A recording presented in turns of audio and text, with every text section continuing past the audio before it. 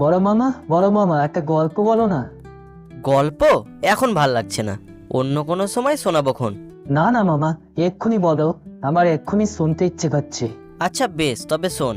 এক ছিল গ, আর এক ছিল ল, আর একটি ছিল প। না মামা, ও গল্পটা বলো না, ওটা বিচ্ছিরি গল্প। একটা বাঘের গল্প বলো না মামা। আচ্ছা তবে শোন।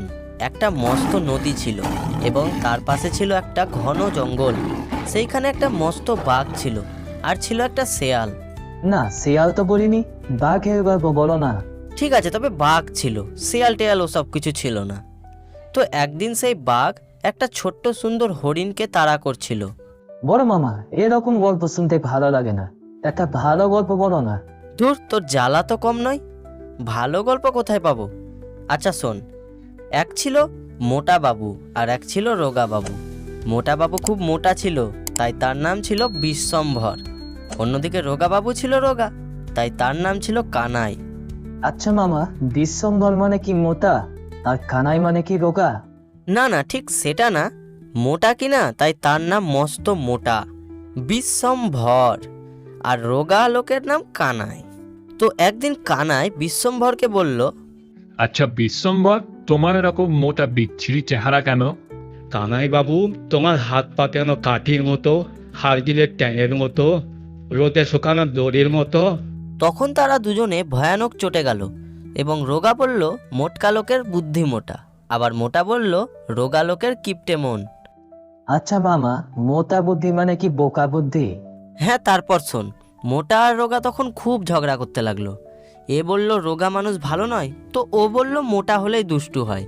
তখন বিশ্বম্ভর মানে মোটা লোকটা বলল, আচ্ছা চল তবে পণ্ডিতের কাছে, বইয়েতে কি লেখা আছে, মানে রোগা না মোটা কে ভালো, চল জিজ্ঞেস করি। দূর মোটকা, বইয়েতে কি সব কথা লেখা থাকে? হ্যাঁ থাকে, তুই চল না, তাহলে বুঝতে পারবি। তারা তখন দুজনেই পণ্ডিতের কাছে গিয়ে নালিশ করলো। পণ্ডিত মশাই, আপনি বলুন তো, রোগা ভালো না মোটা ভালো? দাঁড়াও, একটু বসো। রোগা এবং মোটা এদের কে কিরকম পাজি বিচার হবে আজই। এই বলে পণ্ডিত মশাই বালিশের ওপর মাথা দিয়ে নাক ডাকিয়ে ঘুমোতে লাগলো। রোগা কানাই আর মোটা বিশ্বম্ভর বসেই আছে। 1 ঘন্টা যায়, 2 ঘন্টা যায়। তখন পণ্ডিত মশাই চোখ রগড়িয়ে বললেন, এ ব্যাপারটা কি? আদের পণ্ডিত মশাই, সেই রোগা আর মোটা ব্যাপারটা। ঠিক ঠিক ঠিক বলেছ। আচ্ছা বেশ, আমি দেখছি। তবে শোনো, রোগা ভালো না মোটা ভালো? মোটকা মানুষ হতকা মুখ, বুদ্ধিমতা আহাম মুখ। এই শুনে রোগা কানাই একদম খুশিতে নেচে উঠল। তারপর পণ্ডিত আবার বলল, শুকনো লোকের শয়তানি, দিমাগ দেখে হার মানি।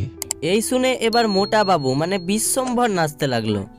এবার পণ্ডিত মশাই বলল, এবার দুজনে শোনো, বইয়ে কি লেখা আছে সেটা বলছি।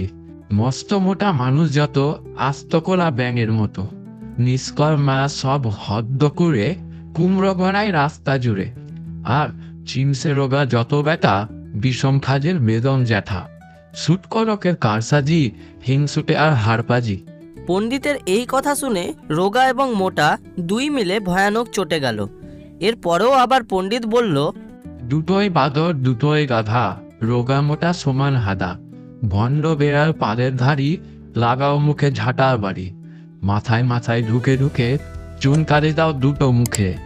এই অবধি বলে পণ্ডিত মশাই আবার বালিশের উপর মাথা দিয়ে ঘুমোতে লাগলো।